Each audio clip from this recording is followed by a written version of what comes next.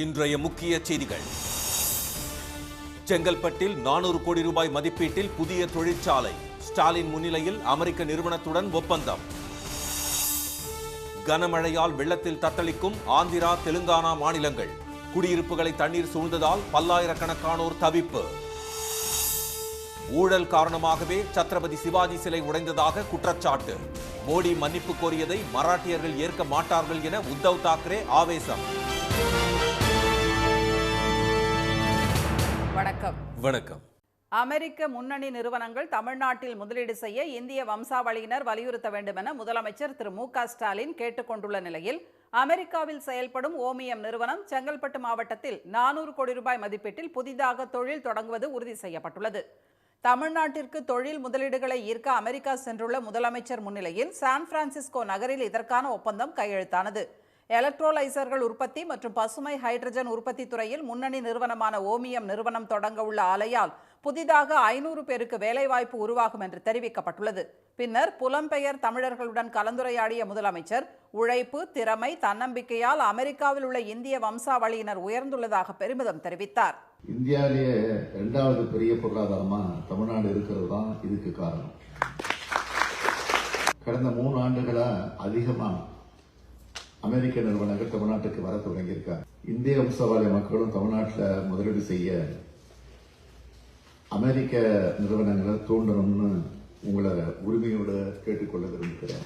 அமெரிக்க முன்னணி நிறுவனங்கள் தமிழ்நாட்டில் முதலீடு செய்ய இந்திய வம்சாவளியினர் வலியுறுத்த வேண்டும் என்று திரு ஸ்டாலின் கேட்டுக்கொண்டார். பல்வேறு மொழி பேசும் இந்திய மக்கள் அமெரிக்காவில் பறந்து வாழ்ந்து வருவதாக குறிப்பிட்ட அவர், தொழில் முதலீடுகளை ஈர்க்க வந்திருந்தாலும் இனிய இந்திய சொந்தங்களின் முகங்களை பார்க்கும்போது மகிழ்ச்சி கொள்வதாக தெரிவித்தார். ஆந்திரா மற்றும் தெலுங்கானாவில் பல இடங்களில் தண்டவாளத்தை தண்ணீர் சூழ்ந்துள்ளதால் சென்னையில் இருந்து செல்லும் ரயில்கள் மாற்று வழியில் திருப்பிவிடப்பட்டன.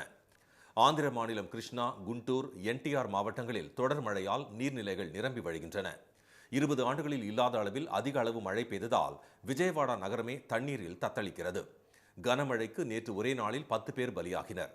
உயிரிழந்தவர்களின் குடும்பங்களுக்கு 5 லட்சம் ரூபாய் நிவாரணம் வழங்கப்படும் என முதலமைச்சர் திரு சந்திரபாபு நாயுடு அறிவித்துள்ளார்.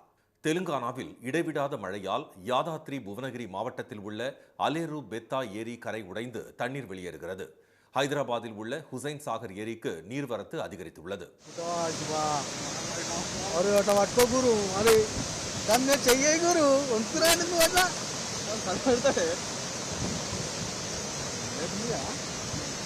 கொடாடாவில் 2 கார்கள் வெள்ளத்தில் அடித்துச் செல்லப்பட்டன. ஒரு காரில் சென்றவர் உயிரிழந்த நிலையில் அவரது உடல் மீட்கப்பட்டது. மற்றொரு காரில் இருந்த 2 பேரை மீட்புக் குழுவினர் தேடி வருகின்றனர். மகபூபாபாத் மாவட்டத்தில் ஒரு காரும் பேருந்தும் வெள்ளத்தில் சிக்கின. பேருந்தில் இருந்த பயணிகள் JCB உதவியுடன் மீட்கப்பட்டனர்.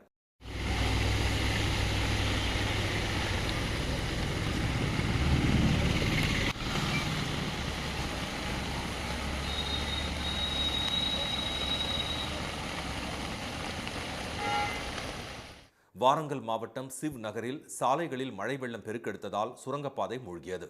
தெலுங்கானா மாநிலம் தல்லப்பூசப்பள்ளியில் ரயில் தண்டவாளம் வெள்ளத்தில் அடித்துச் செல்லப்பட்டது.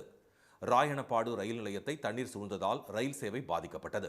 கனமழை தொடர்வதால் சென்னையில் இருந்து செல்லும் Charminar express, Nizamuddin Kanyakumari express, Madurai Nizamuddin express, Bilaspur Chennai Central super fast உள்ளிட்ட ரயில்கள் விஜயவாடா செல்லாமல் மாற்றுப்பாதையில் இயக்கப்பட்டன. இதனிடையே தமிழ்நாட்டில் அடுத்த 6 நாட்களுக்கு மிதமான மழைக்கு வாய்ப்புள்ளதாக சென்னை வானிலை மையம் தெரிவித்துள்ளது. சத்ரபதி சிவாஜி சிலை உடைந்து விழுந்த விவகாரத்தில் பிரதமர் திரு மோடி மன்னிப்பு கோரியதை மகாராஷ்டிரா மக்கள் ஏற்க மாட்டார்கள் என சிவசேனா உத்தவ் தாக்கரே பிரிவு தலைவர் திரு உத்தவ் தாக்கரே தெரிவித்துள்ளார். மகாராஷ்டிர மாநிலம் ராஜ்கோட் கோட்டையில் திரு மோடி திறந்து வைத்த 35 அடி உயர சிவாஜி சிலை சில தினங்களுக்கு முன்பு உடைந்து விழுந்து நொறுங்கியது. இந்த விவகாரம் மகாராஷ்டிராவில் பெரும் அதிர்ச்சியை ஏற்படுத்திய நிலையில் சிலை உடைந்து விழுந்ததற்காக மராட்டிய மக்களிடம் மன்னிப்பு கோருவதாக பிரதமர் அறிவித்திருந்தார். இந்நிலையில் சிலை கட்டுமானத்தில் மிகப்பெரிய ஊழல் நடைபெற்றிருப்பதாக கூறி சிவசேனா, தேசியவாத காங்கிரஸ் கட்சிகளை உள்ளடக்கிய மகா விகாஸ் அகாடியினர் இன்று மாநிலத்தின் பல்வேறு பகுதிகளில் மத்திய மாநில அரசுகளை கண்டித்து பேரணி நடத்தினர். மகா விகாஸ் அகாடியினர் காலணியால் அடிக்கும் போராட்டத்தையும் நடத்தியதால் பரபரப்பு ஏற்பட்டது.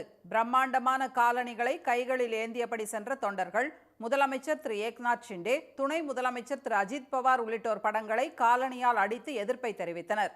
மும்பையில் கேட்வே ஆஃப் இந்தியா முன்பு உள்ள சிவாஜி சிலை அருகே நடைபெற்ற போராட்டத்தில் திரு சரத் பவார், திரு உத்தவ் தாக்கரே உள்ளிட்டோர் பங்கேற்றனர். அப்போது பேசிய திரு உத்தவ் தாக்கரே, சிலை உடைந்ததன் மூலம் மகாராஷ்டிர மக்களின் ஆன்மாவும் உடைந்து விட்டதாக கூறினார். இந்த விவகாரத்தில் பிரதமர் மன்னிப்பு கோரியதை மராட்டிய மக்கள் ஏற்க மாட்டார்கள் என்ற அவர், மன்னிப்பு கேட்டதில் கூட திரு மோடியின் ஆணவம் வெளிப்பட்டதாக விமர்சித்தார். பாஜக கூட்டணி அரசை தூக்கி எறிய வேண்டும் என திரு உத்தவ் தாக்கரே ஆவேசமாக கூறினார். சென்னையின் நைட் ஸ்ட்ரீட் காற்பந்தய 2வது நாள் போட்டியின் முதல் பந்தயத்தில் தில்ஜித் வெற்றி பெற்றார். தெற்காசியாவிலேயே முதன்முறையாக நைட் ஸ்ட்ரீட் காற்பந்தய போட்டியின் 2ஆம் நாள் ஆட்டங்கள் இன்று நடைபெற்று வருகின்றன. தகுதிச் சுற்று முதல் போட்டியில் JK FLGP4 காற்பந்தய போட்டியில் சுமார் 20க்கும் மேற்பட்ட வீரர்கள் மின்னல் வேகத்தில் F4 கார்களை இயக்கினர். விறுவிறுப்பாக நடைபெற்ற இப்போட்டியின் முடிவில் இந்தியாவின் மெக்ஃபர்சன் 2 நிமிடம் 3 வினாடிகளில் முதலிடத்தை பிடித்து அசத்தினார். தொடர்ந்து நடைபெற்ற பிரதான சுற்று போட்டியின் முதல் பந்தயம் விபத்து காரணமாக பாதியிலேயே முடிக்கப்பட்ட நிலையில் கடைசி வரை முன்னிலையில் இருந்த தில்ஜித் வெற்றி பெற்றவராக அறிவிக்கப்பட்டார். இனி வருவது செய்தி துளிகள். ஒகேனக்கல் காவிரி ஆற்றில் நீர்வரத்து வினாடிக்கு 25,000 கனஅடியாக அதிகரித்திருப்பதை அடுத்து பாதுகாப்பு கருதி அருவிகளில் குளிக்கவும் பரிசல் இயக்கவும் தருமபுரி மாவட்ட நிர்வாகம் தடை விதித்துள்ளது. திமுக பவள விழா ஆண்டு முப்பெரும் விழாவையொட்டி பெரியார் விருது திருமதி பாப்பம்மாளுக்கும், அண்ணா விருது அறந்தாங்கி திரு மிசா ராமநாதனுக்கும், கலைஞர் விருது திரு ஜெகத் ரக்ஷகனுக்கும், பாவேந்தர் விருது கவிஞர் தமிழ்தாசனுக்கும், பேராசிரியர் விருது திரு VP ராஜனுக்கும் வழங்கப்படுவதாக அக்கட்சி அறிவித்துள்ளது. தமிழ்நாட்டில் 25 சுங்கச்சாவடிகளில் மாதாந்திர கட்டணம் உயர்த்தப்பட்டதற்கு லாரி உரிமையாளர்கள் உள்ளிட்ட பல்வேறு தரப்பினரும் கடும் எதிர்ப்பு தெரிவித்துள்ளனர். தேசிய நெடுஞ்சாலை ஆணைய கட்டுப்பாட்டின் கீழ் தமிழ்நாட்டில் 67 சுங்கச்சாவடிகள் செயல்பட்டு வருகின்றன. இதில் ஸ்ரீபெரும்புதூர், வாலாஜா, விக்கிரவாண்டி, சமயபுரம், ஓமலூர் உள்ளிட்ட 25 சுங்கச்சாவடிகளில் மாதாந்திர பயணத்துக்கான சுங்க கட்டணம் பல மடங்கு உயர்ந்துள்ளதாக தெரிவித்த வாகன ஓட்டிகள் இதனால் விலைவாசி உயரும் அபாயம் ஏற்பட்டிருப்பதாக கூறினர். சென்னையில் இன்று ஆபரண தங்கம் விலை மாற்றமின்றி சவரன் 53,560 ரூபாயாகவும், 1 கிராம் 6,695 ரூபாயாகவும் உள்ளது. வெள்ளி விலை 1 கிராம் 92 ரூபாயாக உள்ளது. மீண்டும் இன்றைய முக்கிய செய்திகள். அமெரிக்காவில் செயல்படும் ஓமியம் நிறுவனம் செங்கல்பட்டு மாவட்டத்தில் 400 கோடி ரூபாய் மதிப்பீட்டில் தொழில் தொடங்க முதலமைச்சர் ஸ்டாலின் முன்னிலையில் ஒப்பந்தம் கையெழுத்தானது.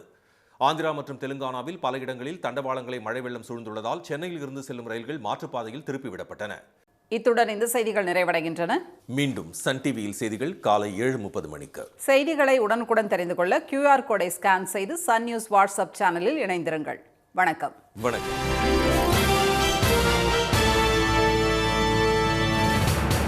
உடனுக்குடன் செய்திகளை தெரிந்து கொள்ள சன் நியூஸ் பெல் ஐகானை கிளிக் பண்ணுங்க.